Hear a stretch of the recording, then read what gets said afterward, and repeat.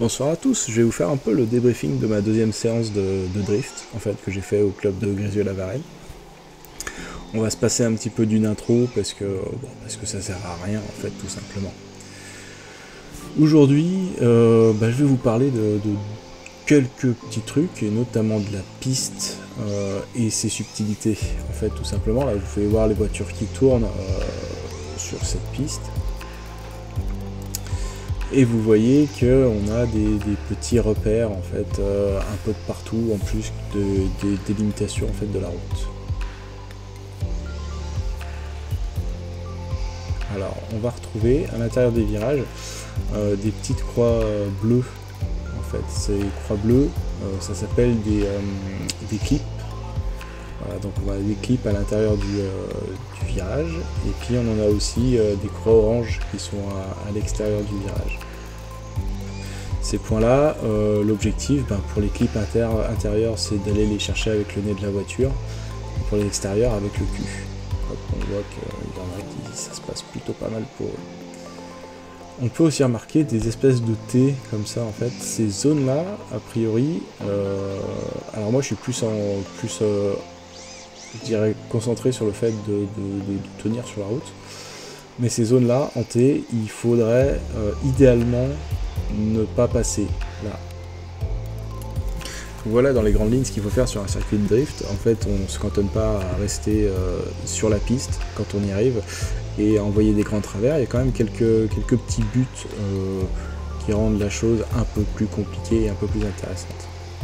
Comme vous pouvez le voir, il y en a pour certains, ça pose pas spécialement de soucis, ça passe même plutôt bien.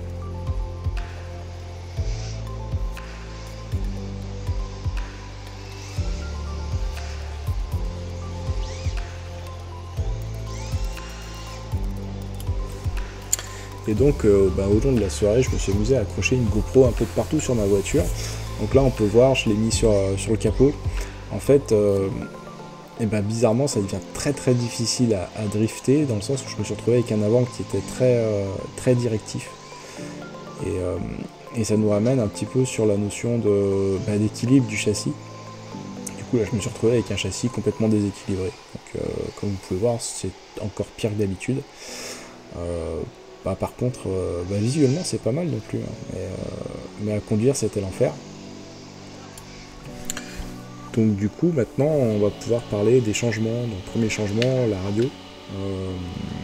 Ça fait pas de moi un meilleur pilote, mais le fait d'avoir une gâchette vraiment sensible et réglable, et idem pour la direction, ça change quand même pas mal de trucs.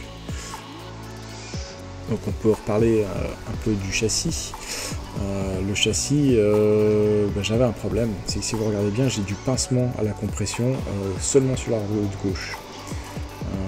On a vu ça au moment où un des membres a décidé de vérifier ma répartition des masses. Donc il a posé mon châssis sur 4 petites balances et on a vérifié tout ça, ainsi que ma hauteur de caisse. Donc on a commencé par rehausser un petit peu la carrosserie. Et puis suite à ça, on a levé l'avant et abaissé l'arrière. Et c'est là où on s'est aperçu que quand on comprimait les ressorts, j'avais du pincement. Arrivé à la maison, donc je démonte, je regarde, et en fait j'avais du pincement, mais que sur la roue arrière gauche.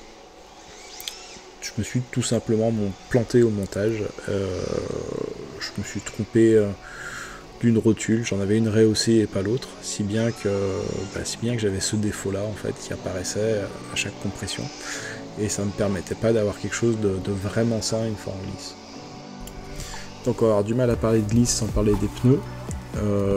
Les pneus que vous voyez là maintenant ont presque 10 heures de drift. Autrement dit, ils sont neufs. C'est complètement incroyable.